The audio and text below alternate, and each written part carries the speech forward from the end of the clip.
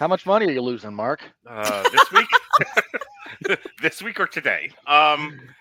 Hey, Most Robert. recently. Well, yeah, we need a little bit of background here. Normally, we don't like to spend too much time rehashing stuff for sequels, but this movie is at least partially Todd Phillips being pissy at himself and everyone who liked the first movie.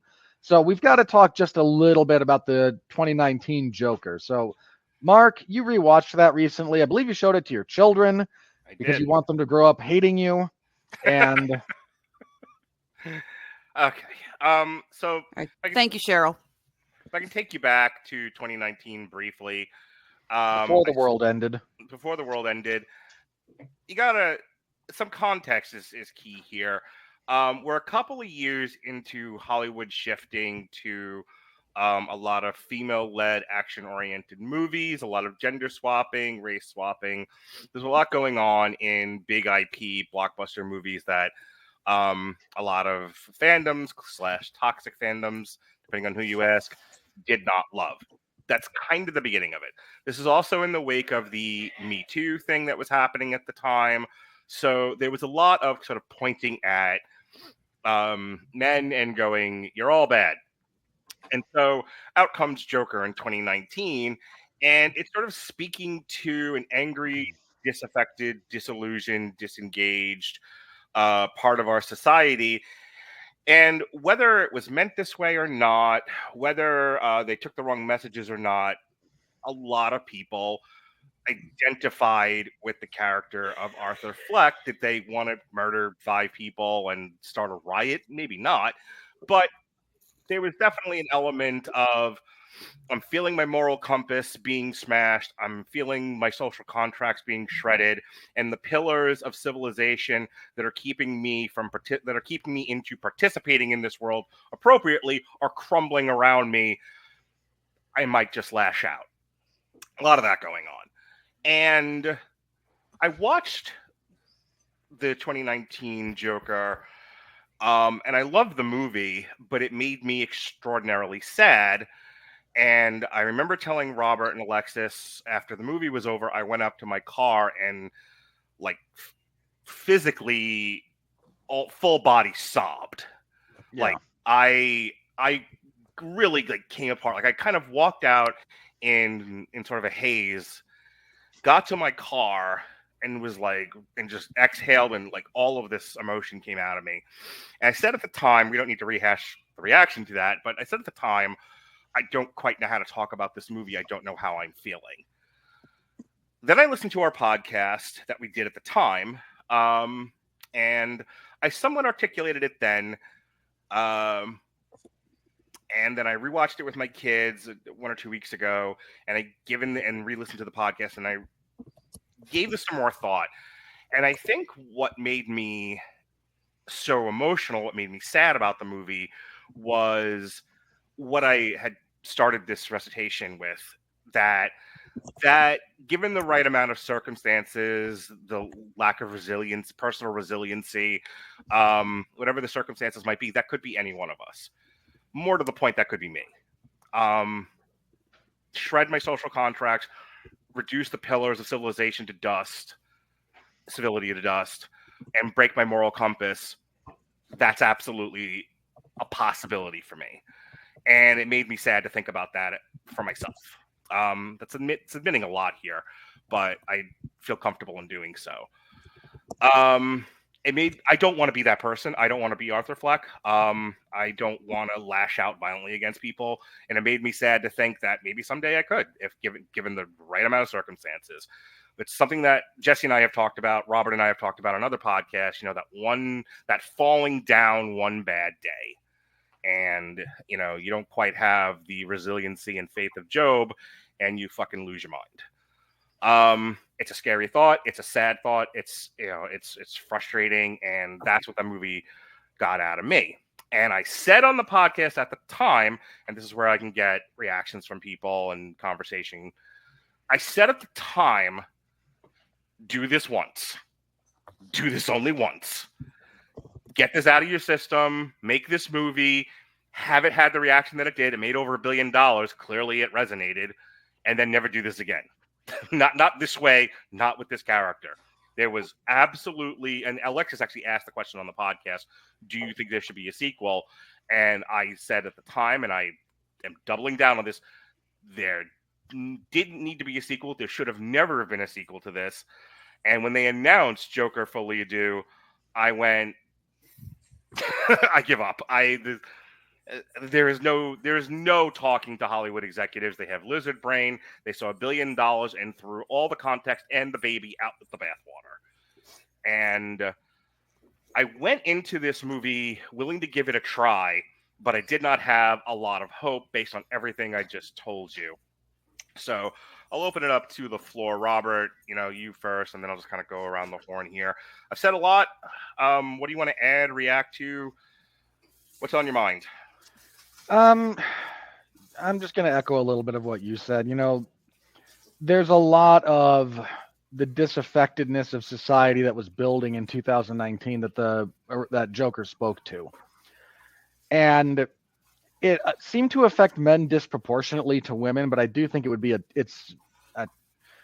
a mistake to pretend that women don't resonate with that feeling. It tends to be different, but we've all been there. I mean, the best person in the world has had their bad day where this is how they feel, and the danger is when you get stuck there. Yeah. So, I mean, I stand by pretty much everything I said when we reviewed it the first time. I think the big thing that holds up in that movie, if you rewatch it, predominantly Joaquin Phoenix's acting, because that's a tremendous performance. But we talked about it at the time, and I'm going to double down on it now that I've seen this one in particular. The cinematography in the first one is exceptional. They know how to use the camera properly in that one. There's so much great framing. They make Gotham feel like a real place, and it feels like you don't want to be there. So there's some really good stuff about the first one. But I was with you guys. Like, there was a bit where we kind of pitched back and forth. How do you think they're going to end Joker? Because before we'd seen it, okay, how is this going, what are we going to do here? And I think, again, mostly to the question that Alexis raised, should there be a sequel? Well, we all kind of said no even before we saw this, and now that I've seen this, I can pretty definitively say no. I'll save some of it for when I get to it, but there's good elements to this movie. The biggest problem is the story is crap. It's just, there's no story. There's nothing here. So, brief preview of some of my thoughts for later. Yeah. So Dorian, we've said a lot. I've said a lot. If you want to pick any part of that and take a bite or kind of throw your own 2 cents in addition. Well, first of all, I do want to shout out Kirsten Cruz, who commented saying her life is now complete. Kirsten's an old friend of mine who's a huge Harley Quinn fan, and since she couldn't be on the podcast tonight, I had to stand in her honor in full Harley Quinn makeup and costume, which she does 1,000 times better. So thank you, Kirsten. I'm glad you're here. However, also on a comment that was made here by Mr. Scott Briggs, and I will read it very quickly. Question is, though, who in their right mind talked the suits into a meeting at Warner's and sold the movie as a musical? That's not exactly a blockbuster strategy.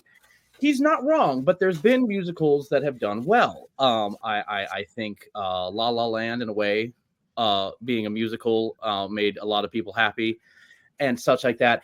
And with the madness elements of what the title itself talks about, Folie deux is a madness shared between two. This is the introduction of Harley Quinn into this this Joker's mythos, his lore, and Gaga does a fantastic job with it. I think the musical numbers should have been more in the continuing madness cycle that the first one did, where so much of it was not actually happening. He was never with the girl; it was all imaginary. I feel as his madness grew, we really should have taken that and expanded upon it. And we see the universe kind of cracking around him as he's going more insane for these musical numbers. And the songs were kind of all over the place. Like, I think they're from a distinct time period, and we got a lot of Sinatra and like Rat Pack style stuff, and like old golden age of Hollywood style musicals.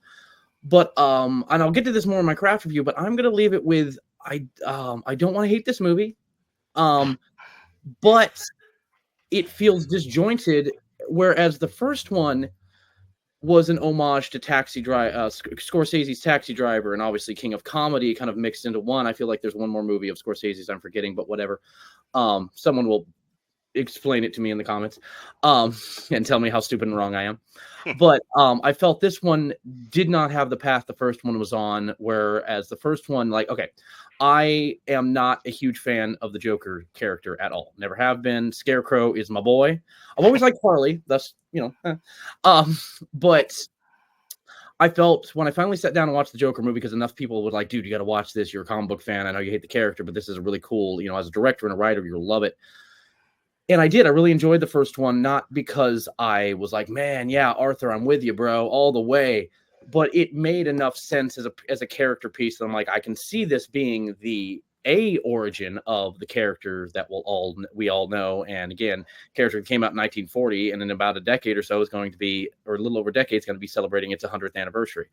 I feel like, and again, I'll get to it later, this didn't land the same way as the first one. Go ahead, Nick, or rather Alexis, and then Nick.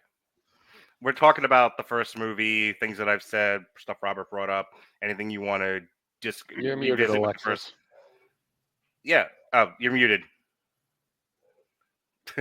Sorry, the dogs were barking there, and I completely forgot I'd hit that Anything you button. want to revisit about the first movie? Well, it's interesting because when I asked if there should be a sequel, I wasn't actually thinking about literally continuing the story. One of the things we talked about a lot that is resonated with the Joker is that we never know his background. Robert, I remember specifically you had mentioned that when they do that cut at the end to Joker in the facility, you had half expected the therapist to say something to the effect of, well, that's an interesting story, but it's completely different than the one you told me yesterday. Yeah. That's how I would have ended it personally, but that puts it more into comic book continuity. And then you close with Joaquin Phoenix's crazy laughter, because why not? He had a good one. So when I suggested a sequel, it was not actually continuing the story of what happens next, now that he's been arrested, what happens with his trial. It was, what if there was a different story? What if, again, what we had just seen didn't actually happen? What if it was just another one of those crazy theories about the whole, how I got these scars kind of a thing?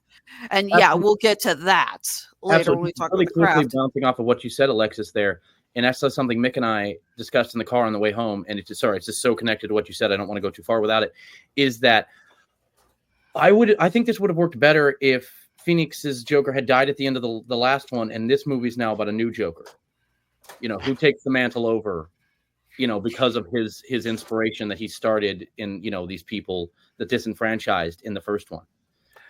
All right, Mick, take me home. You wanted to be here. Anything about what we've discussed jump out at you, or you just want to share your thoughts on the first movie real quick? So I really liked the first movie. I loved that adaptation of Joker because I've never been a huge comic / superhero watcher. Mm-hmm. If anything, I watched a lot more Marvel because my mom prefers Marvel. But I liked Joker and how they did it because it didn't really feel like all those comic book movies. They had a psychological angle to it.